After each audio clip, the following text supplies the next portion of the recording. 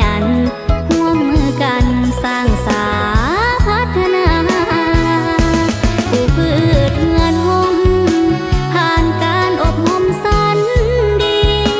ปลูกข้าวนาแสงนาปีสนประทานดีหัวหน้านำพาหลุดพ้นความทุกข์บุกเบิกธงให้ท้องนาปลูกพืชมาเป็นสินค้าภาครัฐนำพาร่วมแห่งร่วมใจสินค้าหลากหลายจำหน่ายปรุงแต่งกสิกรรมผลิตสินค้าสรรนำกสิกรรมจึงก้าวไปไกล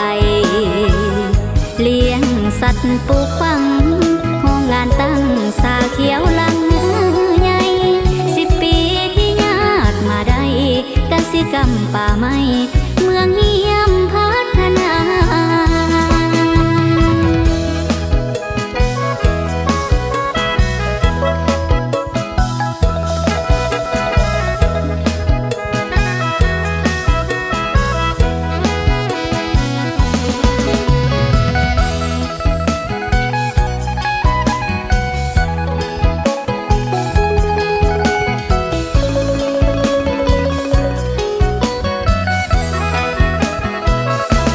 ปลูกพืชเงินหอมผ่านการอบรมสันดีปลูกข้าวนาแสงนาปีสนประทานดีหัวหน้านำพาหลุดพ้นความทุกข์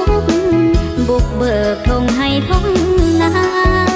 ปลูกพืชมาเป็นสินค้าภาครัฐนำพาร่วมแห่งร่วมใจสินค้า